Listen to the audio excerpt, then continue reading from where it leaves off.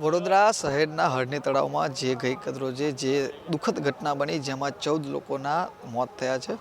જે ઘટના બની તે બોટના દ્રશ્યો તમે જોઈ રહ્યા છો। આ બોટ છે તેની અંદર કુલ કહેવાય કે ટોટલ મળીને કુલ 14 સીટની આ બોટ હતી।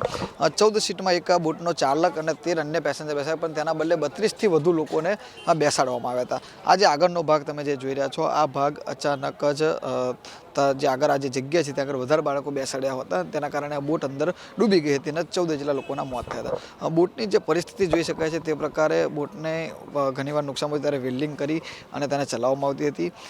બોટનું જે ઇન્ફેક્શન છે તે થતું કેમ તેવા અનેક સવાલ ઊભા થઈ રહ્યા છે, પરંતુ બોટની હાલતથી જ ખ્યાલ આવી જાય છે કે આ બોટની અંદર જે લોકો બેઠા હતા તે લોકોનું નિશ્ચિત હતું કે આ બોટ પોતાનો ભાર ના વેઠી શકે, કારણ કે જે પ્રકારે તેનું એન્જિન છે, બીજી બાજુથી વિડીયોમાં દ્રશ્યોમાં બતાવીશ કે જે એન્જિન છે તે પણ મોટા બોટ હોય છે, મોટી બોટનું તેલ લગાવવામાં આવવાની વાત સામે આવી હતી અને તે પણ ક્યાંક ને ક્યાંક સર્વિસ થતું કે કેમ તે અનેક વસ્તુ, પરંતુ વધારે બાળકો બેસવાના કારણે આ બોટ જ્યારે આ તલાવની અંદર જ્યારે મધ્યમાં જાય છે ને અંદર ડૂબી જાય છે ને જેના કારણે 14 જેટલા લોકોના મોત થયા। સમગ્ર મામલે હાલમાં પોલીસ દ્વારા ગુનો દાખલ કરી તપાસ હાથ ધરવામાં આવી રહી છે।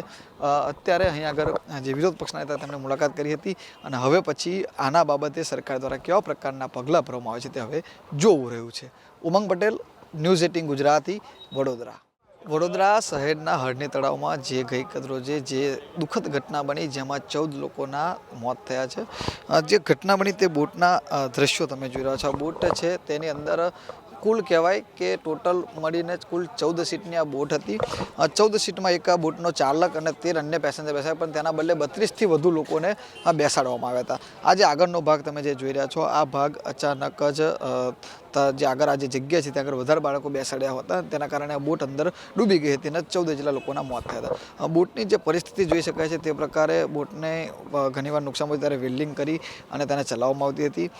બોટનું જે ઇન્ફેક્શન છે તે થતું કેમ તેવા અનેક સવાલ ઊભા થઈ રહ્યા છે, પરંતુ બોટની હાલતથી જ ખ્યાલ આવી જાય છે કે આ બોટની અંદર જે લોકો બેઠા હતા તે લોકોનું નિશ્ચિત હતું કે આ બોટ પોતાનો ભાર ના વેઠી શકે, કારણ કે જે પ્રકારે તેનું એન્જિન છે, બીજી બાજુથી વિડીયોમાં દ્રશ્યોમાં બતાવીશ કે જે એન્જિન છે તે પણ મોટા બોટ હોય છે, મોટી બોટનું તેલ લગાવવામાં આવવાની વાત સામે આવી હતી અને તે પણ ક્યાંક ને ક્યાંક સર્વિસ થતું કે કેમ તે અનેક વસ્તુ, પરંતુ વધારે બાળકો બેસવાના કારણે આ બોટ જ્યારે આ તલાવની અંદર જ્યારે મધ્યમાં જાય છે ને અંદર ડૂબી જાય છે ને જેના કારણે 14 જેટલા લોકોના મોત થયા। સમગ્ર મામલે હાલમાં પોલીસ દ્વારા ગુનો દાખલ કરી તપાસ હાથ ધરવામાં આવી રહી છે।